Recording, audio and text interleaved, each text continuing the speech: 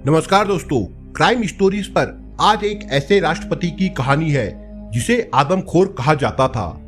तो चलिए दोस्तों, कहानी को हम लोग शुरू करते हैं। दुनिया में ऐसी कई मिसालें हैं जब इंसान आदमखोर होकर इंसानों का ही मांस खाने लगता है, लेकिन इंसानी तारीख में ऐसी पहली बार हुआ जब एक देश का राष्ट्रपति आदमखोर हो गया। ये कहानी उसी आदमखोर राष्ट्रपति की है जो खाता था इंसान का मांस। वो सिर्फ इंसानों का मांस ही नहीं खाता था, बल्कि जिनका मांस खाता था उनके सिरों को अपने फ्रिज में रख भी लेता था।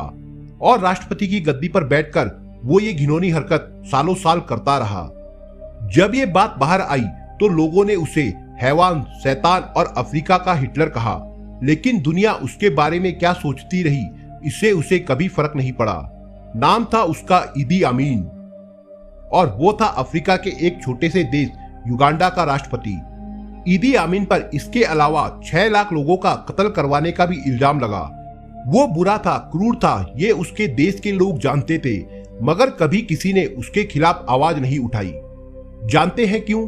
क्योंकि एक बार कुछ लोगों ने उसके खिलाफ आवाज उठाई थी और उन्हें पहले खुलेआम लकड़ी के खंभों से बांधा गया, फिर उनके मुंह पर काला कपड़ा लपेटकर गोलियों से भुनवा दिया गया। और तो और इन लाशों को ट्रक में लादकर आदमखोर ईदी अमीन के पास भेज दिया गया। कहा जाता है कि उसने इन लाशों से अपनी भूख मिटाई। आपके जहन में ये सवाल उठ सकता है कि इंसान का मांस खाने वाला एक दरिंदा एक देश का राष्ट्रपति कैसे बन गया? तो सुनिए, आदमखोर ईदी अमीन की राष्ट्रपति बनने की कहानी जितनी दिलचस्प है उतनी ही खूनी भी है। ये एक सेना के खानसामे से एक देश के राष्ट्रपति बनने की कहानी है। युगांडा की सेना में ईदी अमीन एक अदना सा खानसामा था। अमीन के पास एक बेहद चालाक और खुंखार दिमाग था, लेकिन उसकी तरक्की की पहली सीढ़ी बना उसका राक्षस जैसा शरीर। ईदी अमीन का कद था 6 फुट 4 इंच और उसका वजन था पूरे 160 किलो। उसके जिस्म में जानवर जैसी ताकत थी और इसी ताकत को बनाया उसने अपना हथियार।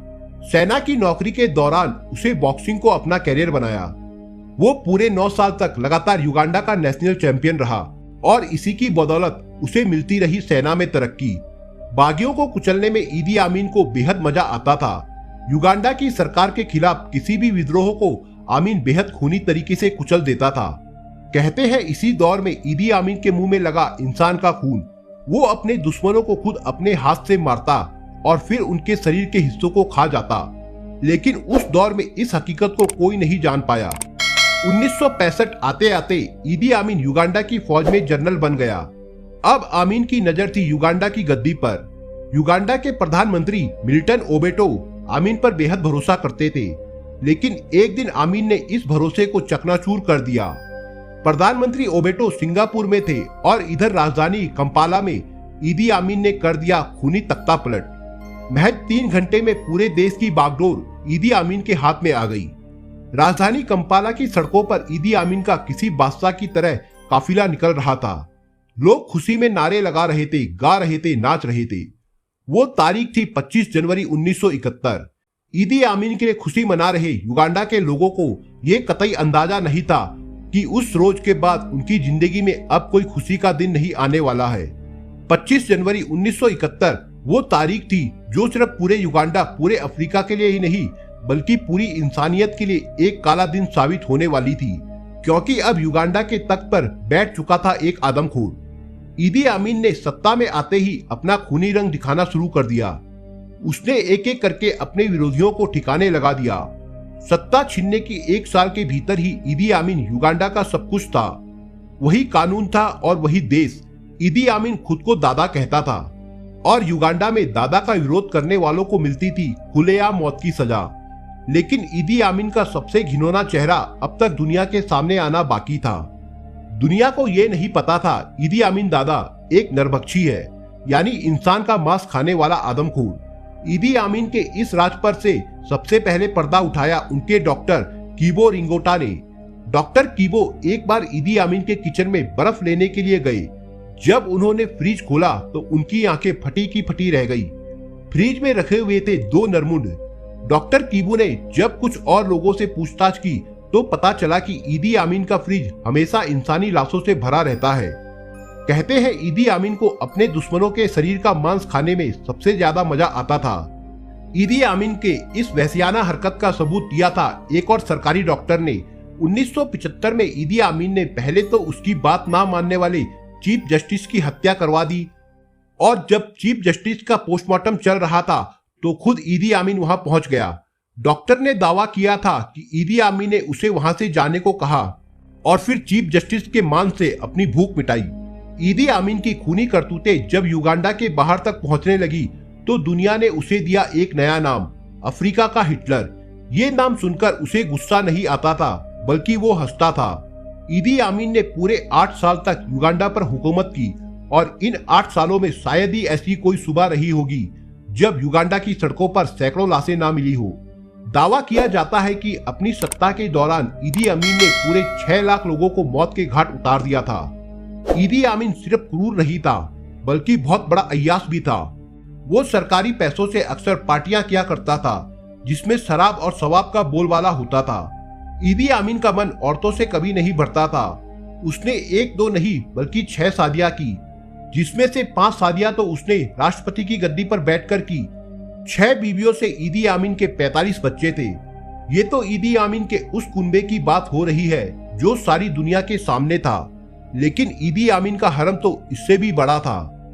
आमीन के हरम में 35 से ज्यादा औरतें थी, जिनसे उसके 100 से ऊपर बच्चे थे।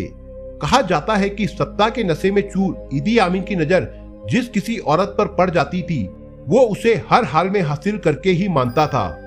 उस दौर में युगांडा की कई खूबसूरत औरतों के साथ ईदी आमीन ने बलात्कार किया, लेकिन कोई उसका कुछ नहीं बिगाड़ पाया, और जिस किसी ने ऐसा करने की कोशिश की उसे दर्दनाक मौत मिली।